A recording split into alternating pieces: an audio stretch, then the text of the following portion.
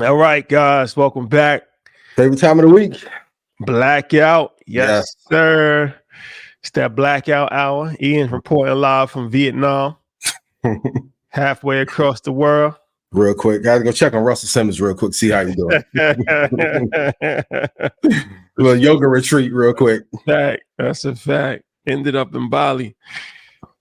Send my regards.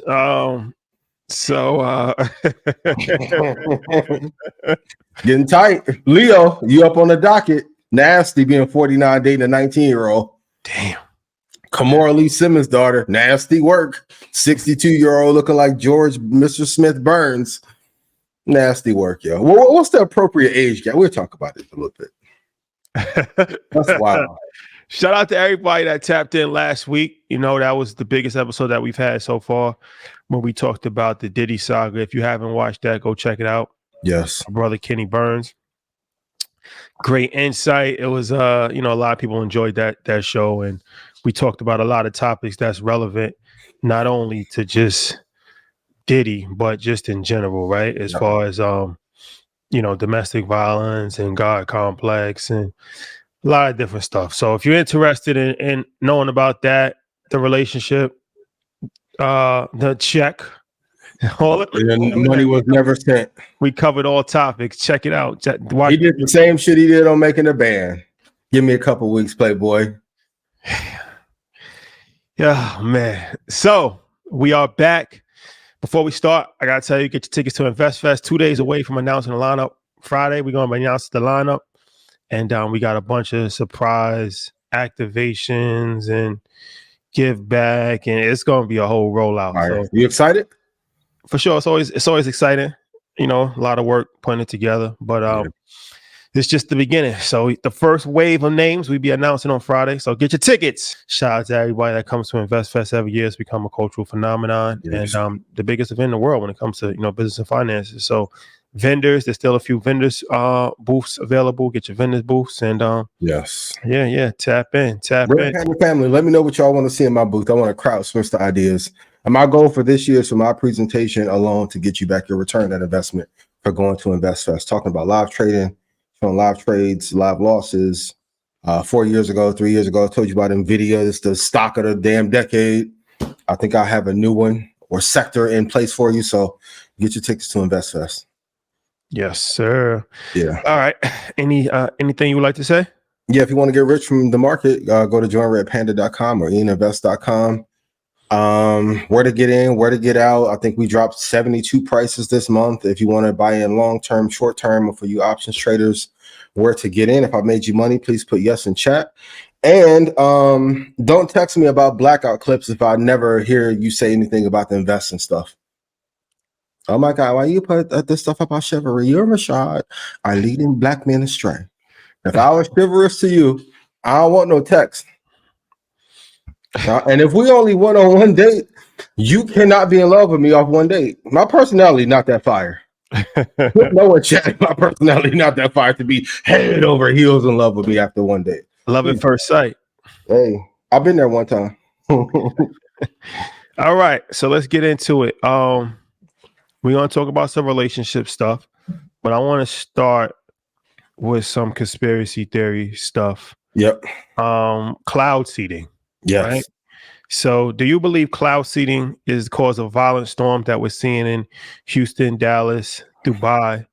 And what is cloud seeding for people that might not be fully familiar with it? Cloud seeding is when they take business class planes into the atmosphere and release certain gases and chemicals into the clouds to make it rain more. This is very like the open secret in Dubai because it doesn't rain that much in the desert. But them Ferraris and Porsches and Rolls Royces were swimming in Olympic-sized pools throughout the streets a couple months ago. And then Houston had a bunch of storms, and Dallas is going through one now. And I think when you start to play with nature and play with God, we've seen this with Monsanto and genetically modified foods. And it's part of the reason why we have sickness running rampant in the United States of America. Opposed to if you come to Vietnam or Bali or Bahamas or Mexico or London, the food quality is better. Like the dog food quality is better than the processed food in the United States. So there've been a lot more storms. And I think as a result, we're seeing these storms kick up and be a lot more violent.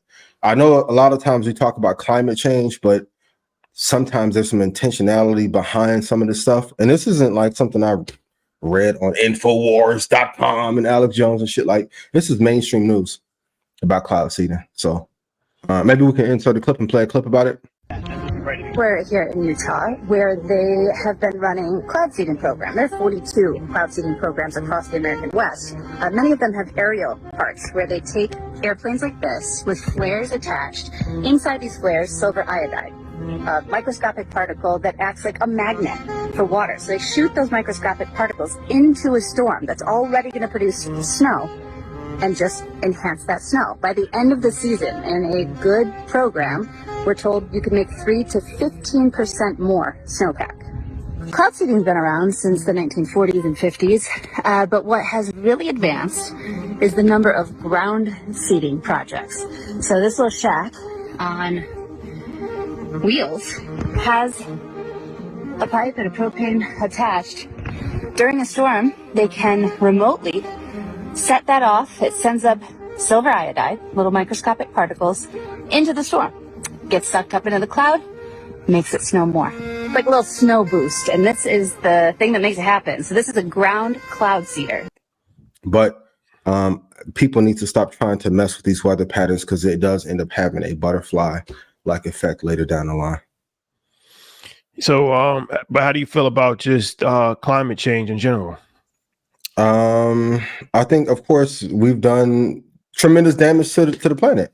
We're paying for it. Like, now, even some places where this colder climates are becoming warmer, polar caps are starting to melt. Like, it's a serious issue. It's a serious issue. 1,000%. But I mean, they knew that 1,000 years ago. Like, the oil companies knew it, they just didn't care. It's one of these things that you see firsthand. I know people are like, well, the climate has always changed throughout world time. We had the ice age. That's obviously climate change. So yeah, I'm not disagreeing with you, and I'm not saying what the cause of climate change is, but it's undeniable that the earth is getting hotter. Absolutely. That's undeniable, right? Like, take New York. You've been there your whole life, but I've never seen it rain this much in New York over the last year. I've been scared going to New York now. Like, man, if I get rained in, I'm stuck for 5 days. The whole winter, fall. I mean, we getting good weather now, thank God. Yeah. But for like 4 or 5 months, it was rain. You know, we never had hurricanes. Now we've had hurricanes before. Absolutely. We used to have, like, you know, really bad rainstorms, maybe once every 5 years, like torrential.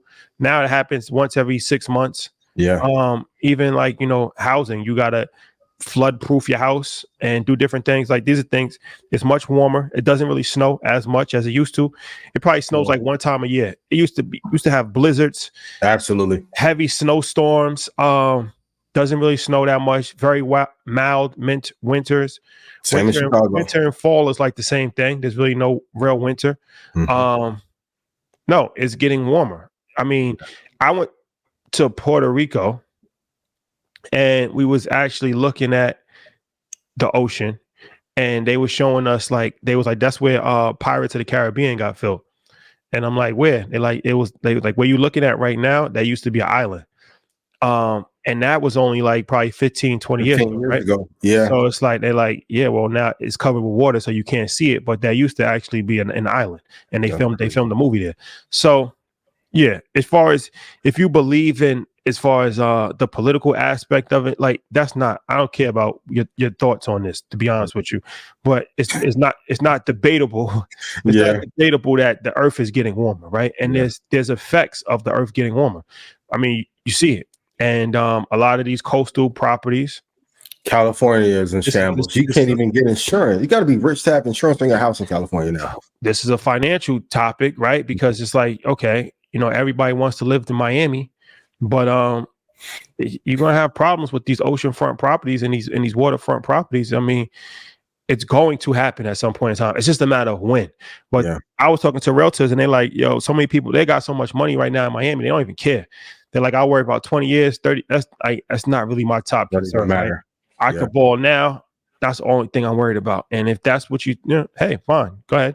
But at the very least, you should know. But that's also why, when you look at a city like Miami, like Overtown and Little Haiti, these areas are becoming more desirable, because they're actually, when you look at the flood, I've actually looked at flood maps of Miami, and I've looked at global warming maps of Miami. And there's only a few highlands places in Miami. Little Haiti. These are places that are actually the most safest zones. Yep. They're the safest zones, right? So it's no surprise that you see gentrification, you see it start changing different things of nature, because literally what would originally be thought as the most undesirable part. Because if you go to Miami, who wants to live inland, right? Everybody wants to live by the water. But then when you really start to look at, okay, not only just from a global warming and you might not have anywhere to live, but just from a regular flood standpoint, right? Like Brickell gets flooded all the time. All the time now. Yep. So it's like, all right, when you look at it from that standpoint, and it's like, okay, now what area is flood proof? Now the areas that were once the least desirable are starting to become the most desirable. Right. So now you start to see the whole transition play as far as real estate. Now you start to see gentrification. Now you start to see people move in, home prices go up, new businesses, different things. It's never by accident. It's same thing happens in Brazil. I was actually studying this in Brazil. They put the favelas, which favelas is the slums in Brazil, and they put them in the hills, right? Because it's like, okay, who really wants to live in the mountains, right? And everybody wants to live in the beach. But then they realized that some of those favelas have some of the best views of like Christ the Redeemer and the beach and all of that. So once again, now you start the gentrification to move people out, relocation of people like 5 hours outside of Rio, different things that nature, because they realize, okay, now we made a mistake. This is actually prime real estate. Same thing.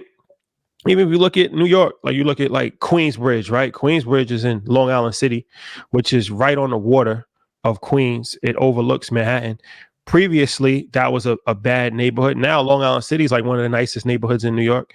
You can't even go, like every restaurants, hookah lounges, hotels, everything. Like, and all they did was just build around the projects, because you really can't. It's be tremendously hard to knock down 96 buildings. Well, that's how large Queensbridge Projects is, 96 buildings. It's kind of hard to knock down 96 buildings, right? So what they did was they just kind of made it an oasis, and all around now you wouldn't even really realize that there was a project there unless you actually went looking for it, right? Like just private, the buildings that they building are higher than the project buildings, so you really you wouldn't even tell them. Then it's like, they it's very secure now, a bunch of cops everywhere, they got the sensory thing, so it's not a lot of violence, anything like that. And now you're just able to just keep people in that one area pocket, self-contained. But now everything around that is extremely high priced real estate, right? Because that's actually prime time real estate. So appreciate what you have when you have it, because sometimes you don't even realize that what you think is the worst area is actually the best area. Could be. Yep. And you know who doesn't think this is a conspiracy? Bill Gates. If you go look at all that farmland that he's bought, they're all in the zones that won't flood in middle of America. Whenever someone of that, regardless if you think he's evil or not, one of the wealthiest men of all time, when he buys up that much land, I think the number one land buyer by one person in the United States, there's a pattern. You guys go on Google Maps and look at it, or Google Earth. They're all in non-flood zones. So if a crisis breaks out and the coast go through trouble, you'll have enough land to rent you and sell you genetically modified mosquitoes or whatever else we're going to eat if we go through the Hunger Games. You got to look at what the elite are doing to be able to plan properly. That's a fact. Yeah. That's a fact. Yeah, Bill Gates owns the most real estate in America. Insane. I don't want no smoke. There's people I don't want drama with. The Clintons, William H., Hove, who else? Buffett. Oh God. But like you said, I mean, it's interesting, right? His real estate, his play wasn't to try to buy Manhattan or buy all of Hollywood. He's buying places that nobody would even care about. Yeah, and it flies under the radar. And so are the Chinese. They bought up a bunch of quote unquote undesirable areas quietly in tandem with William. Interesting. Be mindful. Be mindful. Speaking of mindful, Kyrie Irving. Shout out to Kyrie, yo. Shout out to Kyrie. Having an amazing season. They're on an amazing run right now. We'll see how far they can go in the playoffs. But do you think the world owes Kyrie an apology after, having this amazing season and after a lot of things were, brought to light? Yeah, I would say, as far as the vaccine situation. How you feel about that? And I'm glad Stephen A. started on your show. Go watch the episode. When everyone was demonizing him about the vaccine choices, and because Pfizer is the number one sponsor of a lot of networks, I get why, but they ruined that man's career, partially his perception. I said it on Monday. The Brooklyn Nets mismanaged what they should have done well with him and tried to make that team in that situation work. Now he could be going to go get MVP. So yeah, I think the world owes him an apology. All that he's not a good teammate, good leader. I know they tried to make a world about the flat earth thing. That's like, man, he's busting his ass every season, every year. He's become a better teammate, better scorer. Man, give him an apology. And I hope he wins MVP. I really do. And I'm going to be honest, as great as Luka is, Luka would not be able to be this great without Kyrie. Let's be honest about it. I know he's the new great white hope. Shout to Luka, shout to Mark Cuban. But without Kyrie there, man, it makes his job a lot easier. No, for sure. 100%. Yeah, shout out to Kyrie. I think a lot of people owe him an apology that threw him under the bus. And it was good to see Stephen A. on the show. I know he got a lot of feedback from some of the clips that we posted, but if you watch the full episode, he talked about how he realized he was wrong. As far as, especially when it came to his dad, he spoke to his father. Yeah. They have a cordial relationship now. And, so I think that Kyrie is one of these people that, is misunderstood a lot. And now he's just in a vibe where he's just focused on his craft. But, if you don't stand for something, you'll fall for anything. So absolutely, you don't have to believe in what he believed in, but at least you got to give him credit for not, taking a knee, because he lost a lot of money, right? Absolutely. Risked his career, did all kinds of stuff that he felt. His mental health greatly. But the bogus thing about that vaccine situation was that he wasn't the only one that didn't take the vaccine, right? He was just most vocal about it. Yeah, well, because it's like, the media just picks and choose who they wants to highlight. Yeah. Right. Because it was like, damn, what's my man that was in DC? He's on Phoenix now. But at the time he was on the Wizards, and he wasn't vaccinated, but DC didn't have the mandate that you had to be vaccinated. Gotcha. And the weird thing about New York state law was that if you was a worker in New York, Bradley Bill, shout out to Bradley Bill. Bradley Bill. If you was a worker in New York, you had to be vaccinated to work at your work. That's why Kyrie couldn't play in New York. Yeah. But if you were an out-of-state worker and you were traveling to New York, then you didn't have to be vaccinated. So when Bradley Bill wasn't vaccinated, he was coming to New York playing, and it wasn't a problem. Kyrie wasn't vaccinated. He couldn't play in New York, but he could play in like Atlanta, Texas, all the states that were not mandated. He couldn't play in California. He couldn't play in New York. But that was just a weird time. That whole COVID thing was just really weird. And then it's like at some point in time, like we got to have a real conversation. Like what happened to COVID, right? Like I don't want to be disrespectful because I know a lot of people passed away. I know people that passed away, right? Yeah. But all I'm saying is that at some point in time, COVID was on the news for 24 hours, and then I didn't hear anything about it anymore. And then there was a second wave, and then because you got to exempt it now. We're gonna have an honest conversation. It was a great rollout. The fucking bird flu thing was a lie. I didn't go on to be a medical doctor, but at one point I wanted to be pre-med, right? You can't eat bat soup and then get on a plane and transmit a respiratory virus to the entire world. This is not Outbreak Generation Z Resident Evil 4. Cool. That shit got sold and they put it out into the ether, and here we are, and they made billions off of it, and then it went away, and now y'all got exempted. Ozempic. Yeah, it was crazy times, man. That was crazy times that we were in. All right. Some of y'all won't even make wine and drink it after 3 months, but a vaccine came out after 3 months and said you needed to get 2 doses of it. And they kept changing the goalpost. It was like you gotta be vaccinated. Then it was like you gotta have the booster shot. Then it was like you gotta have the booster shot, the vaccination, then something else. Then it was like you had to have a vaccine card. Then it was just so many different rules, and then it was just so hard to keep up with. And then it just stopped. Now we're Haven't back. heard from Fauci since. Dr. Fauci, if you're available, I love Where you. is Fauci? We need to get him on Blackout. Where's On our island boy.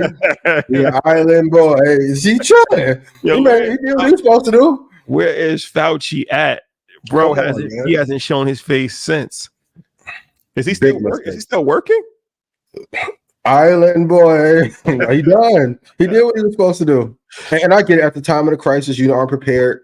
There were people who were saying that this is one of our potential threats for our country. Gates also said in that TED talk a few years prior that this could happen. Okay. But be very careful, like when these kind of epidemics and pandemics happen all of a sudden, then they rush to a cure and it hasn't been tested. Like, come on, man. But kudos to Kyrie. He is owed the biggest apology. I hope he wins finals MVP this year. I mean, Aaron Rodgers actually lied about getting vaccinated. Yeah. Right. And so it wasn't like he was the only, but for some reason, the media, they just made Kyrie like the poster child for like the anti-vax movement. But hey, he's back. And shout out to Kai, man. So yeah, I think everybody that blatantly disrespected him over the years, apology. I definitely owe him an apology for a variety of different things that they criticized him for. All right. So let's go into this relationship bag segment. It's a few questions. It's a few questions actually. Let's get to some. Oh wait, before relationships, I have a question before we go to relationship bag. Because this actually goes to the topic that we talked about last week. Should we still play / listen to music of artists that have been canceled? R. Kelly, no.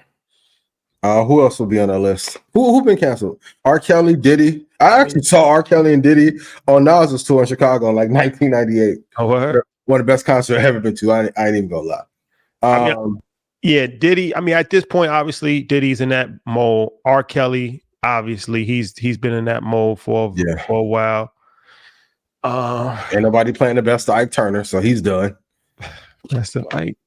I personally don't, because I don't want to hear love songs that R. Kelly made about teenagers. Okay, that's. I'll say this, because when I'm in Atlanta, they play R. Kelly like in the club, R&B only, R&B parties. They playing R. Kelly and everybody singing the songs. And Puff, I'm still gonna listen to Puff's music because I feel like you can't erase history. Right? Just because they erase our fucking history. We don't know all the tribes that came out of Africa and the movie made about Mansa Musa yet. Come on, I'm gonna get on my 19 keys back real quick. Come on. Molly was the richest man on earth, and all we talk about is bucket. We can erase history now. Nah, I'm saying you can't erase our history that we know for ourselves, that we lived, right? Like I lived the moments, I was in it, I was there, No Way Out tour, all of that stuff. Out was one of the greatest albums of all time. No, for sure. I mean, and it's like these people's legacies affect other people's legacies, right? So it's like I'm listening to Street Dreams remix. R. Kelly's on that song, right? Yeah. That's not even his song, but he's on it. So now is it like, am I not going to listen to that song because R. Kelly's singing the hook? Or just like Hope did with Best of Both Worlds. More money, same bucket hat on. More money, more problems. Fire. You going to not listen to More Money, More Problems because Puff's on the song? If Puff give big publishing back to Valletta, Green and Smith Wallace, I'll listen to it. So you're not listening to More Money, More Problems? No. No. Nah, man. I feel like the music is the music, man.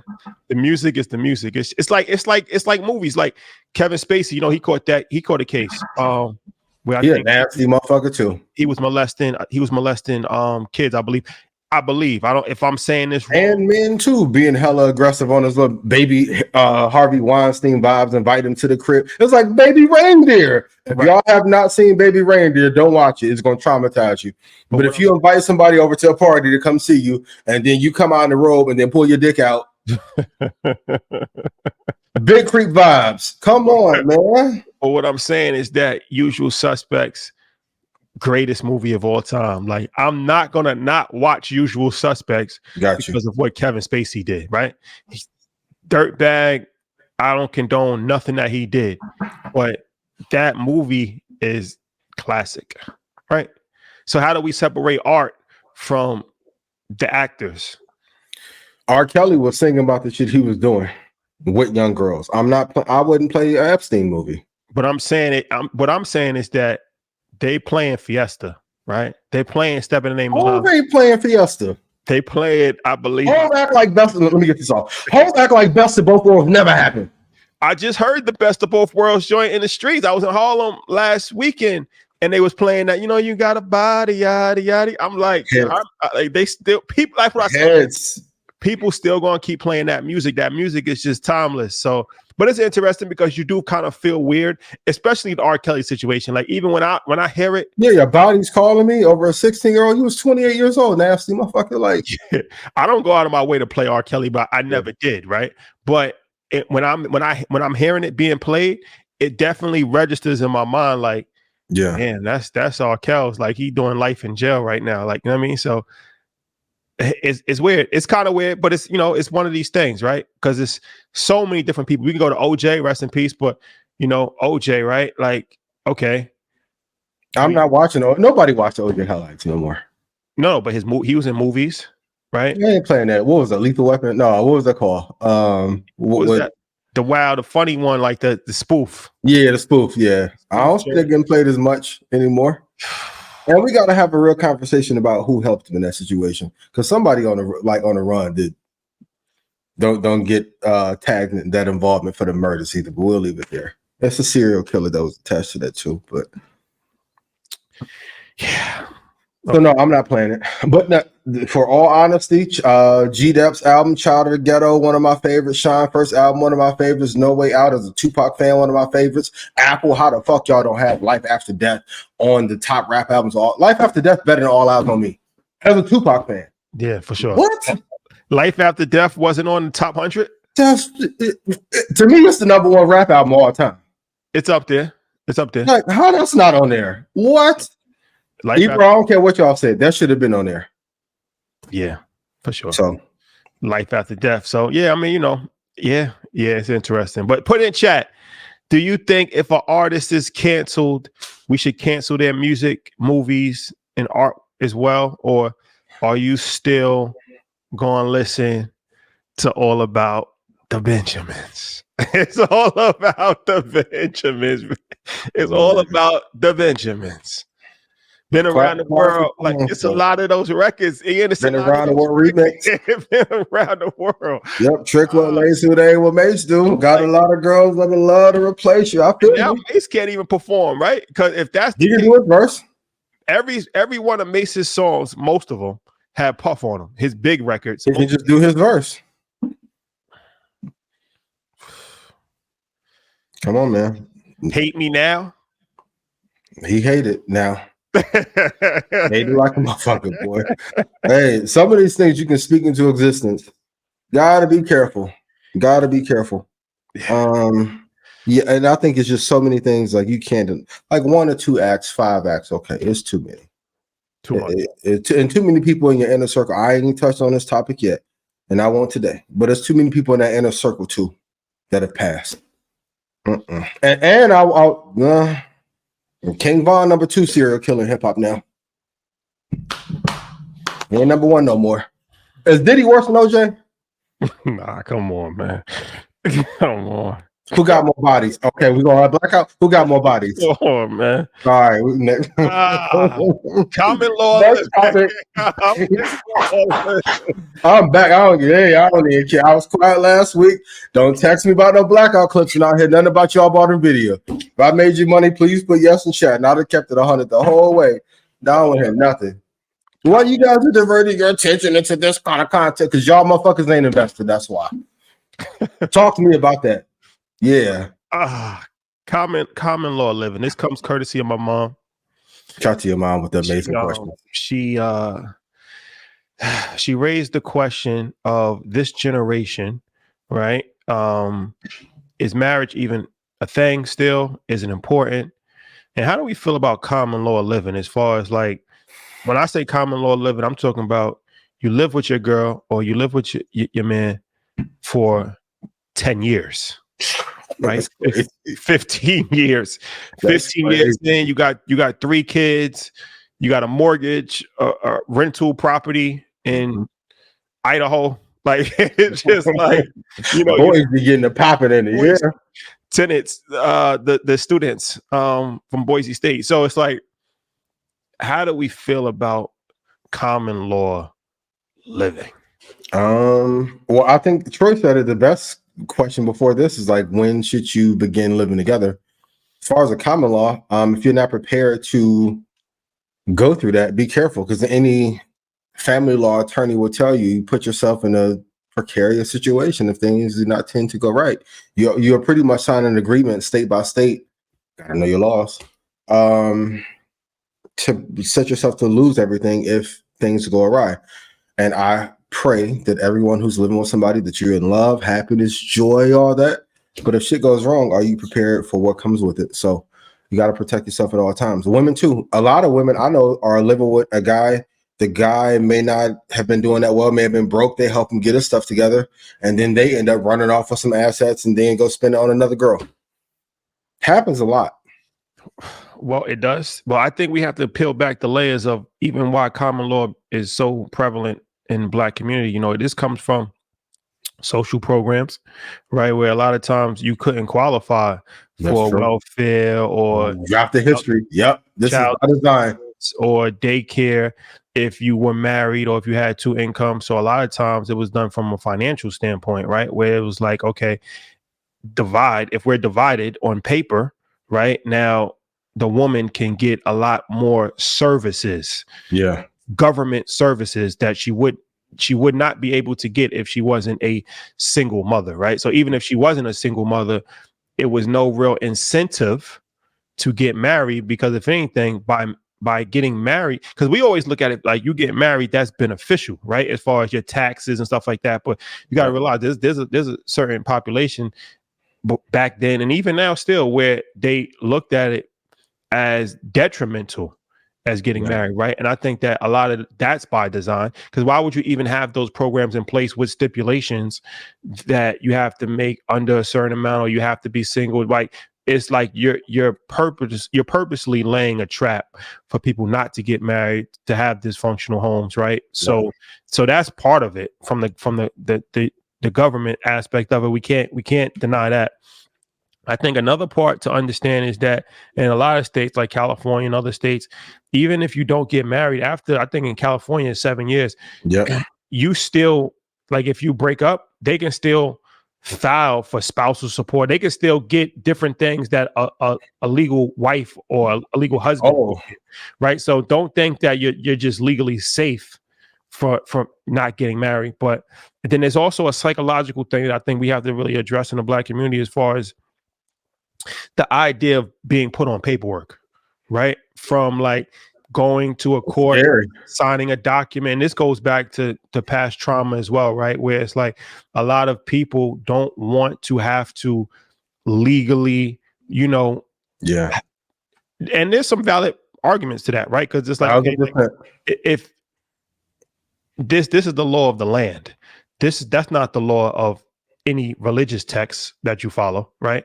No matter what religion you are, that's the law of America that you have to go through here. You have to sign these documents. You have to register with the courthouse. So, a lot of people were like, well, if we married, I don't want to have to go through paperwork. I don't want to have to go to a county clerk and all of that.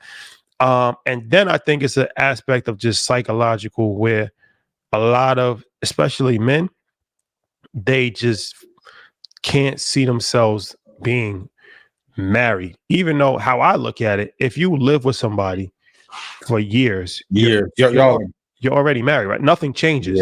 Like, it's like, okay, if you get married today, what changes? You have a kid already, you already live together, you already have a house, you've already, slept on the couch when you was mad. Like, literally nothing changes. So I look at it like, if you're going to do the years thing, you might as well just get married, right? Because from the downside of not being married financially, now you don't get any benefits as far as like a pension or retirement or different things of that nature. Like, you're going to be left out of even like having a say so in medical matters. This is why having a trust is important, and a living will. But if you don't have that, if you don't have a living will, which most people don't have a living will, right? And let's say your spouse gets in a medical situation, or your man gets in a medical situation, you as the girlfriend, you have no rights to say anything, right? Yeah. You can't go to the bank and like, okay, I'm his girlfriend. Let me have access to his bank account so I can pay his bills. That's not going to work. You know what I'm saying? So it's like, power of attorney, all these different things. It's stuff that, you got to really think about. So yeah, I just feel like the common law thing, I never fully understood that. I feel like I'd rather just live separate. Right. And then now we're in a relationship, but you got your house, I got my house, you go home, I go home, we mad at each other, we don't got to see each other. But if I'm gonna live with somebody for a prolonged, because you might try, it's like a trial and error, right? After like a couple of years of living with a person in the same household, I mean, what are we doing? Right. Some people live together because financially they need to, and you also got to be careful of the people who will live with you until they get to the next place they want to get to, or next person they want to get to. Fellas, be careful using that wifey term, because if you end up in court and you say this is my wife too much, and y'all been living together 4 or 5 years, you may have to pay that spousal support. You got to know the laws, man. You got to know the laws. Please be careful. So what time should you move in?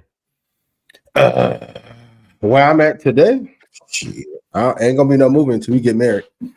You come to the house as much as you want to. I may even give you a key if I love you from the bottom of my heart, mi corazón. But live together prior to? Nah. Nah. No. I'm cool. How you feel about men that move in with a woman? Boy, you sign up for hell on earth. The respect will not be there after a while. My grandmother always told me, like, have your own place no matter what, so nobody can ever put you out or take advantage of you. And I think in the times where things are good, a person will be okay. But then when shit hits the fan, or you're not as productive or proactive as you could be, or you're not hitting these benchmarks, you may get talked down to. I mean, I'll say this because I want to be sensitive of. There's a lot of men that live with women, right? So I want to be sensitive. I don't want to sound out of touch, or I don't want to disrespect anybody. You gotta do what you gotta do. If every relationship is different, if only you have to worry about these. That's all my disclaimers. Disclaimer out the window. Yeah. Now that I got the disclaimer out the window, for me, I was always raised on old school rules, right? Yeah. Old school principles. And one thing I always learned, this is like OG wisdom. Never move in with a woman. Never. To their place. To their place. Yeah, you can move in with me, but I'm not going. Because at the end of the day, they can always kick you out, or you're always going to be under their control on a certain level, right? It's like if it's not your place, you're just a visitor. Big facts. You might be a highly respected visitor, or you might get treated like shit as a visitor, but you're still a visitor, right? Yeah. It's like when we go to different countries, we go to Dubai, I'm mindful that I'm a visitor. Yeah. Right. The stuff that I do in America, I can't do over there. And I'm mindful of that. No matter how good they treat me, no matter what, they pick me up from the airport, I'm thankful, but I'm still watching how I talk. I'm watching how I move. I have different etiquette than if I'm in New York. It's different, right? Like I'm not really worried about a variety of different things as opposed to me going to a different country. Nobody wants to get locked up abroad. So when you live with somebody and it's not your place, you're a visitor. Now, as a man, you got to be extremely careful of that, because it's like you don't want to be in a situation where your stuff is outside. That happens all the time. Clothes getting wet because it's raining hard from the cloud seeding. What you gonna do? You're getting talked too crazy. You're getting talked too crazy, and it's like you really have nowhere to go because this is your place to stay. So now you gotta, it's a very demasculating situation. So, like I said, you gotta do what you gotta do.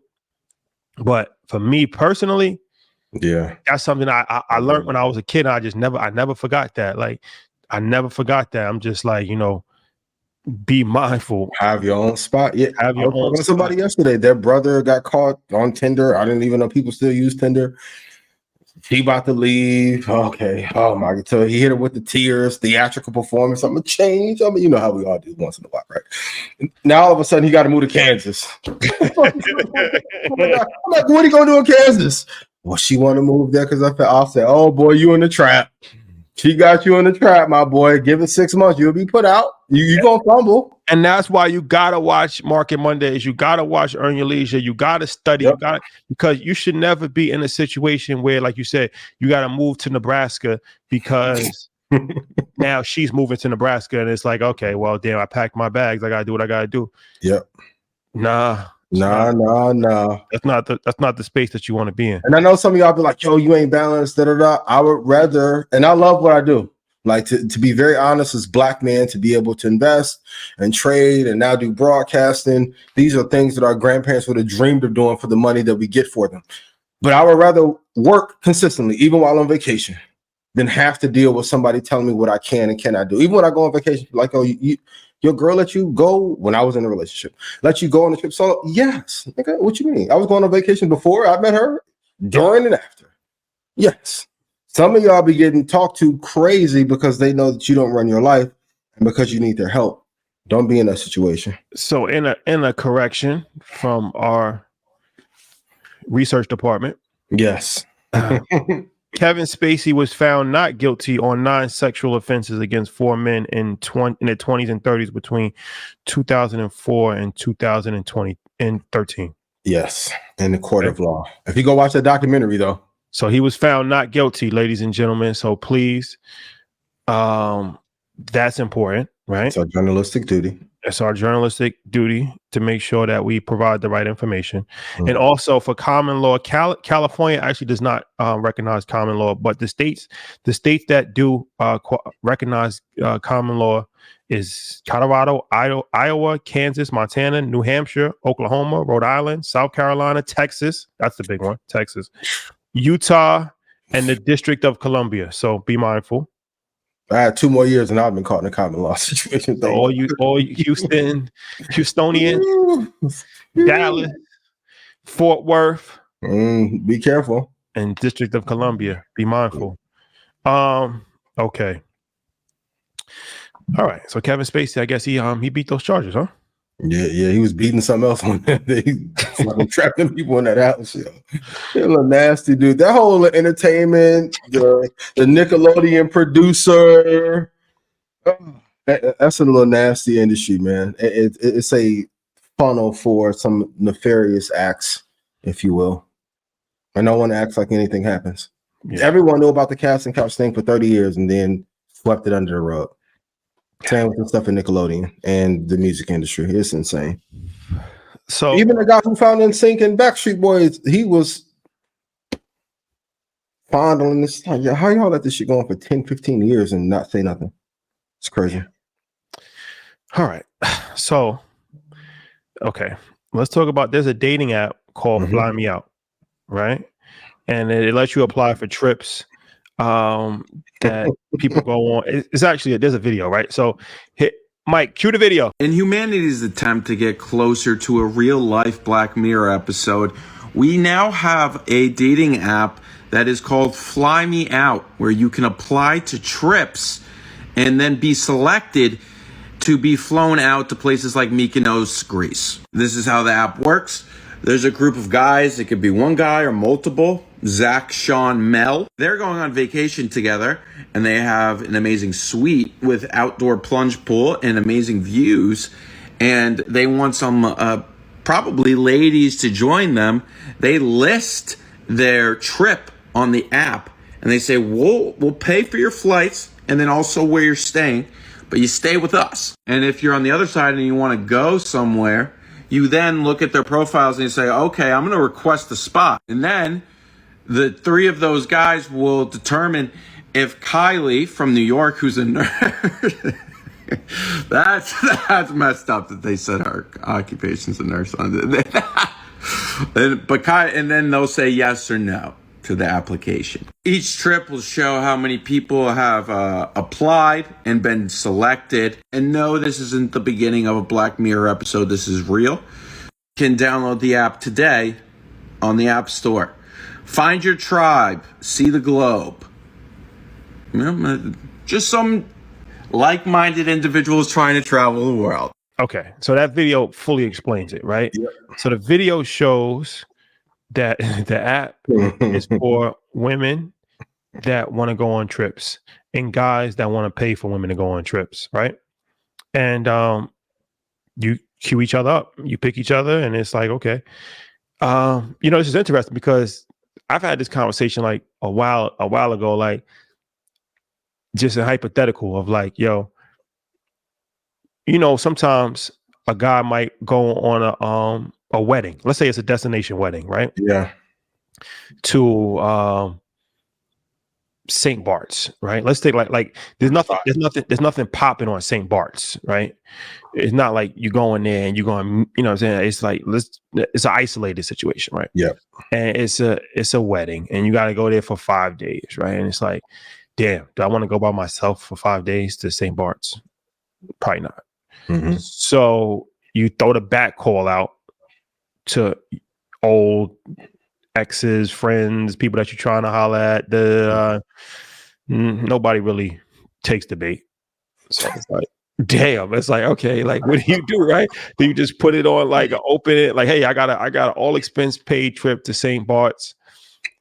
I just need good vibes. It's not even no pressure. I need somebody to actually just hang out with, be good vibes. Because everybody else is going to be a couple, and and lo and behold, they made this app. I should have made an app for this. So what? How do you feel about this? When I first saw it, I'm like, damn, I should have made the Fly Yourself Out app after the first episode. Damn, I missed the opportunity. In every crisis and every piece of feedback, there's something you can create. My first thought was, damn, they getting the lightweight prostitution vibes off. This is a cleaner OnlyFans. I will say this, ladies, be careful. I think it's a great idea on the surface, but ladies, be careful. Some people are creepy. I don't know if the first place that you may want to go with somebody may be because you may get taken and motherfucker may be on Diddy vibes and may not let you back. Keep your passport locked up. Don't give them the passport. Safety first. Safety first. Safety first. That's a fact. But hold on, what's the name of that? Let me download the shit real quick. Fly Me Out. That's the name of that. Safety would be my concern, right? From a female standpoint, it's like, okay, it's not a bad idea in theory. In theory, it's not. It's not a bad idea in theory because of like what I just explained, a situation like that, right? And you could potentially actually liking somebody, right? Or at the very least, you just get a free vacation and somebody gets free companionship. Yeah. But I would be extremely scared if I was a woman doing this. You traveling out of the country with a man that you've never complete stranger. You don't even met. You don't even know. It's one thing to just meet somebody and you have a conversation. You don't even know this person from anywhere. Yeah, you look at their profile and different things of nature, but that's scary. Yep. That's scary. That's really, really scary. But it says a lot about the times that we're in, that something like this could even, pop up, right? Yeah. For both sides. For men, that's just like, screw it, it is what it is. And then for women to actually reach that level of a trip is you're gonna roll the dice on your life to go to Jamaica. If they doing that already, they already in the puta de business anyway. That's what I'm saying. Like, and fellas, what you gonna do if you come to the island and your homeboy got a wedding and you didn't talk this girl up and you get catfished? Well, that's another thing. What do you do if? Because nobody's ever gonna look like they actually look on their profile, right? So what? Okay, you thinking that you getting this woman who looks like this and and then she turns from Lotto to Gato. Oh boy, the Gato. Oh, Lord, like could you imagine? It's one thing to get catfished on a date, right? Yeah. You could go home, right? Okay, jokes on me. I'm whatever. We can still eat some sushi, and I'll make up an excuse to leave early. It's not the end of the world. It might be an inconvenience for me to take a night off and to see somebody who looks, completely different than what I thought they were going to look like. but it's another thing Yeah. to actually spend 3 days, 4 days with somebody that like I'm only thinking about the picture that I saw. Right? Oh yeah, yeah. I'm gonna need some legal recourse. Go, we got this catfish thing is a real thing. Yo, a lot of these people look nothing like. Nothing like. That's why I gotta get on the FaceTime first. No, it's one thing to look a little different, right? And like you say, okay, you look a little different, understandable. You're gonna put filters on. 5%, yeah, you know. Everybody's gonna show their best pictures. Yeah. B, if you're a woman, you're gonna put filters on. You're going, okay, I get it. Yeah. I'm telling you, bro, I've seen the in-person experience where it's just like, oh, Day and night. nah, impossible. Yeah. You been catfish before? I haven't personally been catfished, Yeah. but I'm just saying, like, I've seen a vibe, right? Like, you know what I'm saying? Like, and maybe my friend might tell me, like, yo, this is this girl, this is her Instagram, and we, and then, but when you see her, and it's not even necessarily for me. Yeah. But it's like, oh, when you see her, and it's like, yo, remember that girl you talking about on Instagram? Where's she at? This the before. right there.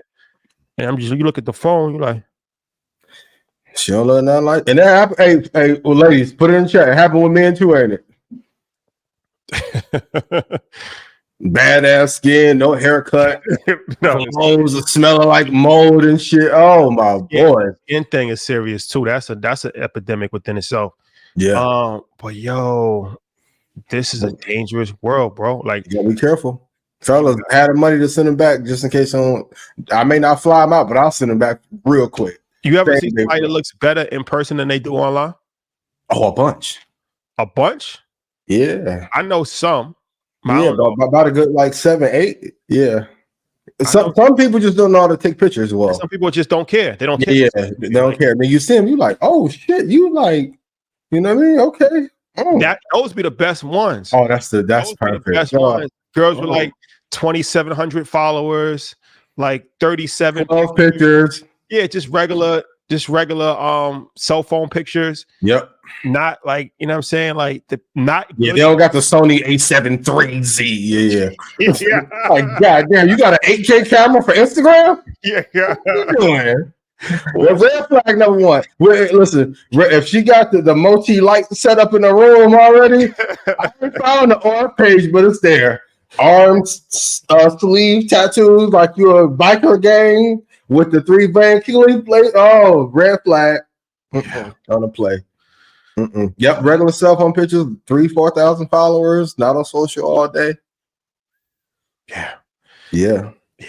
That's crazy though. Those are the ones, man. But all right, well, fly me out if anybody's interested, men or women. If you're interested, that's the app. That's crazy though. Let us know. Everybody on Blackout, download the app. I don't have no affiliation or no partner. Let us know how it works out. Let me know how it goes. Testimonial. We'll bring somebody on to give a testimonial. That is crazy. Okay, so we got to talk about.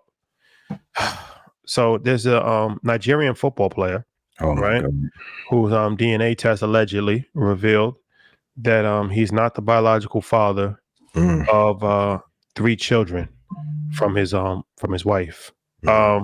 Let's play the video. Play the clip, please.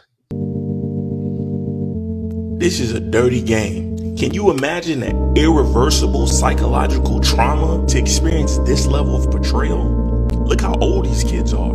To find out that none of these kids are yours. Everything you knew to be real is no longer real. Like your wife, your family, like everything that you knew to be real is not real. Jesus. DNA tests should be mandatory at birth. Shit like this should be a crime. It's a dirty game. Shout out to him, man. Stay focused. Okay. So what do you do in this situation? Bro, I've never been married, so I don't know. I feel for him. I don't know what to do. But my thing is like, if you have suspicions at some point, like why did it take to the 3rd one to get the test? Like, and I don't know what he's done before, so I don't know if she was revenge cheating. It doesn't make it right, but I wouldn't know what to do. But of course you have to leave. It puts the kids in a tough space because now they lose a father and a stable home. I wouldn't know what to do, but I'd be out the door though, or somebody would be out the door. Gotta go. I mean, I look at it like my thing is this, right? And it's hard to say what you're going to do if you're never in that situation, and God willing, hopefully never in that situation. Never in that situation, yeah. But okay, one kid. No, there's no excuse for this. But I'm just saying, if it happened with one kid, and it's like, damn, like you did me dirty, like that's foul. Like, you know what I mean? Like, yeah, she can make an excuse, like, yo, it was a situation. I slipped up. You was out in London doing your thing. Yeah, it's like, I mean, for me, the relationship is over anyway. But big facts. Okay, you one kid, now 3 kids. You staying after one kid? No, I said it's over for me anyway. Oh, okay, got you. Yeah, but I'm just saying, at least it's a story that is you can tell a story, right? That's a story. That's a story that can be told. Yeah. 3 kids, man, that's premeditated, right? Yeah, that's premeditated, right? Yeah. So when you have 3 kids, whether it's with 3 different people or with one person, it doesn't matter. 3 different would be foul. Diabolical. How do you? Oh my God! How are you married and have 3 kids with a different father while you're married? I've never even heard of anything like that before. From a standpoint of the woman, you dead wrong. Like you should be put in jail. Like that's something that you should actually be do jail time for that. From a man, how do you not know? Right. Even without having to take a DNA test, at some point in time, you're going to realize that your wife is consistently having a relationship outside of you. You don't pick this up at all. Like there's no signs. You don't catch anything. That's the reason why. Because when fellas, I don't know if y'all know, but when y'all be going to go creep and you think she don't know, she going to go creep at the same motherfucking time you creeping. That's why. And then you think you're getting away with something, and now it's like, that test has to be off, because it's like, and then none of the kids look like you. You don't have questions about, okay, one sometimes kids don't look like the parent. Sometimes, right? You might be dark, the kid comes out light. Things happen. Yeah. But 3 different kids, 3 times, 3 different kids don't look anything like you. No, I'm good. Pray for this brother. I wouldn't know what to do, but I would be out the door immediately, or she would be out the door. That's but I get 3 bad arguments, I'm leaving. So that's obvious that everybody's going. But the bigger question is, and this is the unfortunate part, right? Where, and this doesn't even matter if it's just one kid. You with somebody you think is your kid, right? And you raise them, and then you find out that they're not your kid. Yep. What does that do to your relationship with the kid? It alters it dramatically. We can't completely abandon them, but but the crazy part is you're still legally responsible. Well, we talked about that in the child support episode. Yeah, child support, you still have to pay. In New York, it's 2 years unless after 2 years, if you don't establish that it's not your child, you're still legally responsible, because that kind of goes back to, as the point, like you almost adopted them at that point in time, right? Yep. So it's like, if you raise somebody to they're 7 years old, and then you find out that they're not your kid, what, are you just going to leave them? You have emotion. You have an emotional attachment to them at that point in time, even if they're not biologically your child. It's like adopting a child, right? Like you've actually developed a relationship where, technically you are their father, right? So that to me is the most difficult part of this situation, because they're not wrong. The father would not be wrong for walking out and never coming. He's not the father. Well, technically he's a father to them. To the kids, he's their father. To the kids, right? So, but it's like he would be wrong on a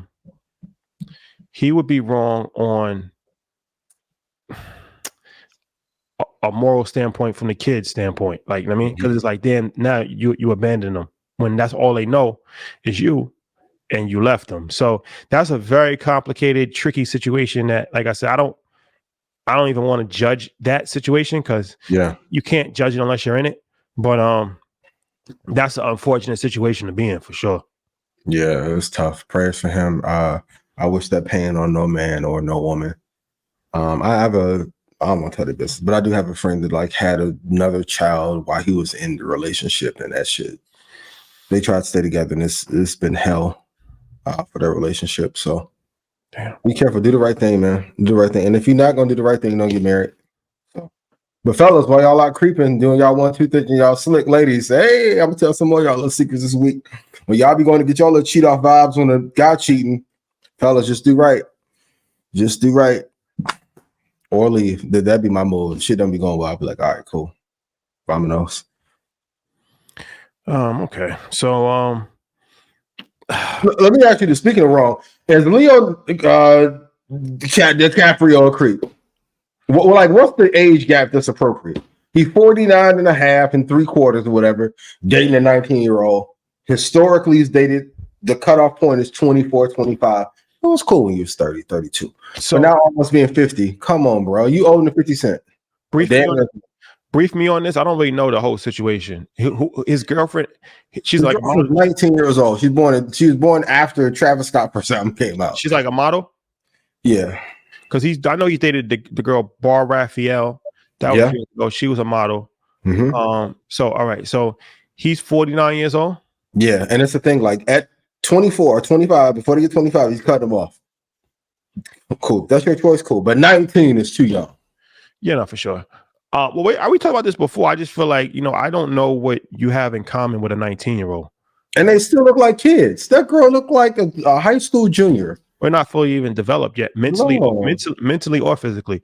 So I don't know what commonality, conversation, maturity standpoint, life experiences. It would just be weird for me. I don't see what the attraction of that would be. No. Right. So I guess, okay, so that's well established. That's weird to date a 19-year-old, even though it's legal. It's weird. That's weird. What's the youngest that you could date? I guess that's a better question. For me, it's number like maximum 10 years. Anything more than that, for me personally, is too much. Now, if I see the baddest 25-year-old walk the earth, maybe. I don't know. But for me, historically, it's been like a 10-year maximum gap. 10-year maximum gap? For me personally, it has been. Okay. Yeah. Okay.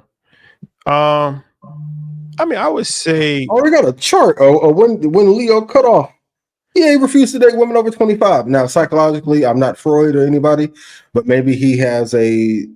Yeah, they got the chart. He don't do. Yeah. He got the chart, John. He cut him off dead at 25. Nah, he ill. Could you imagine on your 25th birthday, you're on a little yacht, Ibiza vibes, and your family there, and a boy breaking with you on your birthday? Oh, this is like a pattern for him. Yeah. He finds them at like 20 and rides the wave to that 25, and then it's over. Wow. The Golden State play. Wow, boy, right there, man. Tough. That's tough. But maybe psychologically he's stunted in that 20 to 25 year range. Maybe he has some commonality in that. Maybe he isn't developed, but that shit is Leo's law is hilarious. 21 and over, let another molder. I'm just trying to show her how a ball in a rover. Maybe he looks at it from a he's gonna like mold them onto the point where they get rebellious, and then he starts back. Gotcha. But you ain't molding, you dumping them all off. You doing what I do, let them go. Yeah, but I guess at that point in time, it's like, yo, it's time to let them fly. Like, no. Gotcha. Okay. Leo. That's freaky as hell. Leo's crazy. You about to be 50, yo. Leo, wow, man. Wow, dude, right. The girl was born after Get Rich or Die Trying came out. She's too young, bro. Yeah. Stop it. Like, what are we doing? I know it. I was on Diddy Tough. We got to call this shit out too. It's another one of you podcasters on the East Coast, and them girls be too motherfucking young. You be with too. I'm gonna give you about 3 more weeks. You can't have no say. Diddy gonna bring her the old boy show. What? How are you gonna talk about Puff and then the girl you got look like he just came from homecoming? Man. But hey, you know what I learned about this Puff thing? People only care about integrity if it's somebody that they don't like. Y'all ain't said shit about Epstein.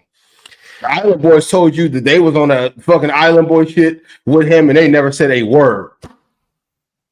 Okay, cool. Leo, cool. Oh man, interesting. But what do I know? What do I know? Yeah. Okay. Switching gears. Why can't black people work together, and why do you feel we always have to compete? I know people are going to say because historical trauma, slavery, Willie Lynch. I think a lot of times it's just really insecurity. Like I've tried to go out of my way to be a beacon of partnership. Me personally, I know Keys has at a time, like you even mentioned it, people like, yo, do your own show. When you gonna?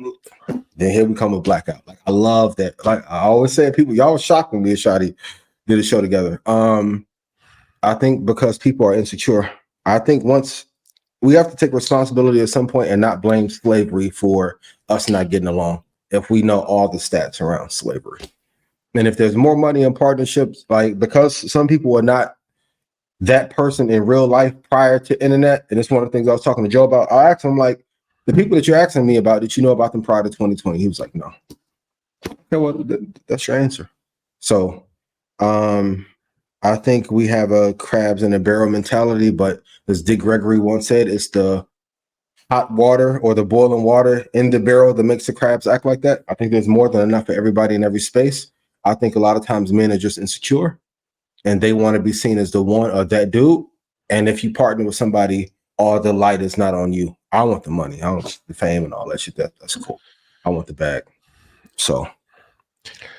All right. Well, I mean, I feel like it's, you know, it's kind of a false narrative because I mean, like even our relationship is you know, we're working together, right? It's a good point. Yep.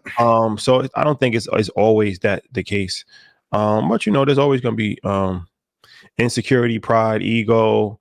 You know, somebody feeling like they should be bigger than the other person. You know, when money gets involved, that makes things even worse. Yeah. Other people in other people's ears and telling them different things. So it's hard. Just in general, working with people, especially, you know, men working with each other. So it's difficult, but I don't think it's impossible. Yeah, I agree. And all the people at the top are working with each other. Not to cut you off, but like you see the most collaboration amongst the 1% or the 1% of the 1%, for sure. It's like Apple, Tubi, Netflix, Paramount, they're all coming together to stream together. It's like, there's no reason why we can't collaborate. Yeah, for sure. So, Draymond Green, shout out to Draymond. Shout out to Clutch Sports. But he has some interesting commentary about how, you know, the NBA is not designed for players to get wealthy. Mm-hmm. Actually, we put the clip on Instagram. It's from Shaq's podcast. So let's show the clip. Please show the clip. As hard as we work to accumulate wealth, coming from situations that most people never make it out, and then you get fined the way we get fined, it's actually not set up for us to be wealthy after we're done playing. This job is not set up the way we're taxed. Oh, California? The way we're taxed, the way we're fined, and you know, you hear about all these programs like this program, this program, that is to cover everybody. This program is to teach this guy this. But if I do something wrong, I lose $100,000. Man, it took my mom 4 years when I was growing up to make $100,000. And I lose that in the night because, what? The referee got mad at me and he didn't like what I said to him. So I lose $5,000 like that, like on a tech. Okay. So in that clip, he talks about how through technical fouls and ejections, and then, you know, programs that's not really set up to help people, but they say it's set up to help people, how it's not really as how you would think about it as far as, like, you know, the NBA getting rich. Okay, what's your thoughts on this? Good idea, wrong messenger. And you're saying maybe if this came from the NFL, maybe, but the NFL has paid some of the biggest, NBA has paid some of the biggest contracts to black men in history. I don't know how you say that. And you should probably stop calling LeBron a bitch when you're not better than LeBron. No, him and Braun is cool. But I'm talking about the one series. Yeah, I know they're cool. But like in that one series, like you do some flagrant shit. Go tune to the episode Tuesday with Weezy and Alex, right? Go watch the replay. WTF, Alex is on flagrant too. But Draymond did this himself, and it's only like 6% of like his lifetime earnings. He may eventually make $215 million. Has a great broadcasting career. I think if other people would have did this, they would have probably been out the league. If Michael Beasley did this back in the day, he would have been out the league already. Shout out to Mike Beasley. And Mike Beasley, a dog. There's no reason why he's not on the team right now. Insane. So I think Draymond's got away with a lot because he was on Golden State. I could argue he destroyed Kevin Durant coming back and then led to Jordan Poole's fall off. Right. Yeah, I think it's one of these things where, all right, let's peel back the layers. Yeah. What he's saying is not entirely wrong, right? As far as how the system is not really set up for people to maintain their wealth, right? Mm-hmm. And but he picked the wrong examples as far as technical fouls and being ejected. That's not an appropriate example to make, right? Yeah. Because it's like those are things that's under your control, right? And you're not going to lose all of your wealth because of technical fouls and being ejected. Now, one thing that he did say as far as taxes, that's important, right? And to fully understand, I think it's more so it's a variety of different things, right? The technical foul and the ejections, that was a silly thing to say. But if he would have said, like, as far as, kids coming into the league at 20, 21 years old and not understanding finances, stuff that we've been talking about for a long time, right? Yeah. And they see $50 million contract, and now they think that they have $50 million, and now they live up to having $50 million, right? Mm-hmm. When in all reality, you'll probably get 25 million, right? Because 50% of the money to go to taxes. So now it's like you're living up to 50 million, but you only have 25 million, right? So now all of the pitfalls that come into play, from the baby mom, child support situation, to, supporting your family, to having your friends living off of you in an entourage, right? To buying a home that you really can't afford and not fully understanding the expenses that come with that home, then getting traded, then buying another home in another city. Before you know it, you got 4 mansions in 4 different cities and $190,000 in mortgages, and then $200,000 in property taxes, right? And then having all these cars that are depreciating assets, and then having jewelry, and then not having insurance on your jewelry, and getting set up and getting robbed for your jewelry. There's a lot of pitfalls that you go through when you get money that you can't fully prepare yourself for until you actually get money. And especially if you're young, it's even going to be harder for you. Like, and then you get all these attention, and then so it's just like, so this people aren't going to have sympathy for multi-millionaires, right? But I understand on a certain level what he was trying to portray, as far as that it is not. It's hard to maintain wealth. That's just true for anything, right? Yeah. Like Jadakiss said it before, like, it's easy to get money, but it's hard to keep it. It's hard to maintain wealth because there's so many factors that can take away from your wealth. People trying to scam you, bad relationships, bad marriages, as I said, homes and cars and liabilities, and not knowing what to do, getting robbed, stuff like that. So maintaining wealth is a course in itself. That goes from not only from an intelligence standpoint of knowing what to do, it also goes from a who to trust standpoint. It also goes from an emotional intelligence standpoint. It also goes to, managing relationships. There's so many different factors that go into play with managing and maintaining wealth. Then growing wealth is even harder. Right? So I get what he's saying. But like I said, I just think that he went about it the wrong way and used examples that nobody's gonna have sympathy for somebody that is paying $5 million because they just can't stop cursing out refs. Yeah, and on top of that, like, if I was the owner of a team and I paid you $170 million, I don't want to hear that I didn't do everything in my power to make you wealthy. It's tough. Also, there's some pitfalls that, like, I didn't even know. Zaire told me this from the coach. He, like, a lot of times the financial scams that you hear that happen amongst players, a player introduced them to, and they were getting a cut of it. I didn't know that was happening. It's like, it's even hard to trust your teammates because then you see the scandal happen. They act like they lost money, but they really were making money off the scam, off the players. Well, there's a lot of things that happen with this situation where a lot of people get scammed and never even talk about it. Yep. So it's definitely a thing. It's definitely a thing. Yeah. So like I said, he's not wrong in what he's in the overall message, but it was just not the proper way to deliver the message, I think. But and like you said, people aren't gonna have sympathy when you're making that much money. When people are struggling, and it's hard to see. And I mean, shout out to Draymond, but for you to average 7 points and get paid what you pay, it's just crazy. Like, shout out to the NBA. These are just my thoughts. This is Ian, not Rashad, not really. You're just ripping crazy. I know you're the team facilitator, and Steph can't operate without you. Yada yada. They could have operated with KD. Yeah, they could have operated with KD. You fucked it up because of your ego. Going back to ego and not working together. Everybody got to know their role.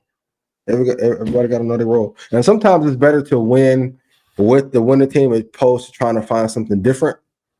But I think people don't appreciate that what they have sometimes until they lose it. So what do you think can save the U.S. educational system long term? Nothing. Short and long answer. Because the truth is, people don't want us to be educated at scale. I know TikTok gets a lot of flack, but TikTok has revealed some things that we're not. Like, anybody that is a truth teller, going back to Kyrie, at some point they get demonized. Regardless of what you think of Kyrie, he told a lot of truth about that. Alex Jones told a lot of truth about things that happened in 9/11 and Bohemian Grove, and But then the one mistake he made, they destroyed his career. Farrakhan told a lot of truths, had some anti-Semitic words. They destroyed his career, but he told some truths up until that point. Even us, I've told somebody earlier, I never thought I would get this much hate from helping Black people investing for free. Cool. When I find the right hedge fund partnership and I sell out, don't say a motherfucking thing to me. Cool. Just my thoughts and my views. They don't want us to be educated. So nothing. I think it was a great question that someone sent me. But nothing. The only thing that can save it is like watching shows like Market Monday or Leisure. Cool. And then educate your kids on your own. You have to like put the information into your household on your own. But it's not up to the American education system to educate your family. And that's a harsh truth. Yeah. I think our curriculum is the only hope. That's a fact. Nah, it's definitely, that's a step in the right direction for sure. Yeah. I think things like that, right? Where it's going to take outside resources that's working with the school system to actually implement change. Because there's a lot of great educators out there that want to do things correctly. And shout out to like OSG. That's a network of principals, of Black principals and administrators across America. And we've connected with them. And they got a lot of great people in the organization that really care about kids, that are making changes. And I went to some of their schools. Shout out to Principal Ra. I went to his school. Oh yeah, shout out to him. And Watts, I don't think he's there anymore, but super dope, man. They had like a court in there. They had like a STEM center. They had all kinds of stuff. And then of course Travis Brown in the Bronx, he got a podcast studio. They got all kinds of stuff in their kids. So it's like different things that you wouldn't see in a traditional school, but that comes from thinking outside the box, right? And a public-private partnership, right? Where it's like you have the public schools, but then you have private businesses and entrepreneurs working together to kind of reinvent what we have. You can't just rely on government to just say, okay, this is the educational curriculum. Like, that's not going to create any real change. Yeah, there are a lot of people that are trying to make change, but the power structure up top are slower to move for those changes to happen. Even like the meeting we had, Department of Education, like I didn't know it would be that many layers to go through to make change happen. So I think it's more of an issue with the system. I think the people, even inside of government, want to see the change, but the law structure and how does the curriculum get divvied, and like there's some schools that are already learning investing and financial literacy in first grade, but they're not in our communities by design. Like that's heartbreaking. So I don't know when it will change. Hopefully it will in our lifetime, but I'm not too hopeful that it will. But all we can do is do our part. And if everyone who's watching, if you can make more noise about your kids learning the things they need to learn. That's why I think Market Mondays is so important. Early shows so important because this information was not readily available even 5-6 years ago, let alone 15 to 20 years ago. That's a fact. Yeah. So, Michael Burry, famed investor Michael Burry, says that when the interest on your debt eclipses your total tax income, your country is a Ponzi scheme. Yeah. Do you agree? And what are some other schemes in America not many are talking about? I agree 1,000%. And I think one of the biggest schemes, I won't call it a scam, but schemes is college education. Like let's look at it from a business case standpoint. If you paid me $150,000 to $300,000 to invest, and I said in 4 years, I can't tell you what the return will be, you would tell me that it's a scam, right? Like I remember at one time, if you graduated, you were guaranteed a job. Like it was like, just go and graduate. Now, it's interesting. The kids that were born during COVID, they're now getting into kindergarten, and now some classes are graduating that started during COVID. They don't know where they're going to end up working. But now they have $150,000, $200,000, $80,000 in debt, even if they stayed in state. Reform needs that. Like you need to know, or if you say a liberal arts degree isn't good enough, or arts degree isn't good enough, let's say religious studies is not great, then why is it even being offered? If you know the probability of them getting a job is less than 25%, that should be illegal. Healthcare system, we can spend hours and days on that, but I think there needs to be a massive change in how higher education operates and works. No, for sure. I agree. Well, last topic. How do you resolve heated business conversation, debate? I think the first thing to do is say sorry. But for me, what has worked really well going forward since any heated ones I've had is just to have everything on paper for what the expectations are, what the deliverables are, accounting, reporting. This is a big thing amongst podcasts, accounting, right? Dr. Joe, love you dearly, but yeah. That's one easy way. And then I think it's really important too, just to work with people that see the same vision. You have the same vision, same work ethic, etc. But I think for me is to not even, if I have to argue about money or being paid or seeing accounting, like it's not the partnership for me. So the best thing to do is to not argue. But always leaving sorry, because I'm gonna shake some motherfucking tables at times. But even in our partnership, like we've had tough conversations, but they never been like disrespectful. But we do good business. I'll argue too. If y'all are doing bad business, quit talking about how I act around a bad business. Do I owe you any money? Anytime that we did any kind of deal, the money went through. Vice versa. That fixed all the argument. The argument come when the money not delivered. If I deliver on my part and I get shortchanged on mine, don't talk to me about like how my attitude or disposition is bad. But I've learned, like, and that's why I love our partnership. Like sometimes you just gotta appreciate the partnerships that you have and just work on that. Cool. I don't need 15 other partnerships. This one's working really fine. Contrary to popular belief, and I know some of y'all want us to break up. Not gonna happen. I'm not gonna do it just because y'all want us to break up. Now what? Now what? Stay. Cool. Nah.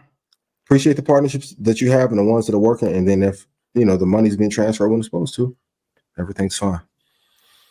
Everything's fine, ladies and gentlemen. And there you have it. Blackout, another episode of Blackout. Yes. You're gonna let Ian do some surfing. Yep. Speaking of surfing, to that cop that was sleeping with that girl in the backseat of the car and you got locked, I hope you get 42 years. You nasty, yo. How you fall for I'm gonna give you something if you let me go. This is not a fucking lethal weapon. What are you doing? Oh my God. Dumb. Then you gotta call it. Hey, you got a key to the back seat. Over. Yeah, your career is over. What? What? You could have lived up in the woods. What was Timberlake? A Man in the Woods? You could have been Justin Timberlake, Man in the Woods. What are you doing? That's wild, yo. That was crazy. But at least it was consensual. From what they is it though? A position of power. Well, yeah, that's true. Yeah. What at least what they're reporting. Who knows what actually happened. Yeah. But the report is that she actually was the one that kind of initiated the offer. Yeah. Anything get out of jail. She probably got locked up on a Thursday. You get out to Monday morning. Get out of jail free card. Oh my God, my boy, Finito. Tough, stupid. How dumb can you be? Gonna cut the body cam off and get locked up? I know you're trying to get your little role play off, but was it worth it? Nah. Put the thing down, flip and reverse it. Boy, gonna be in the unemployment line.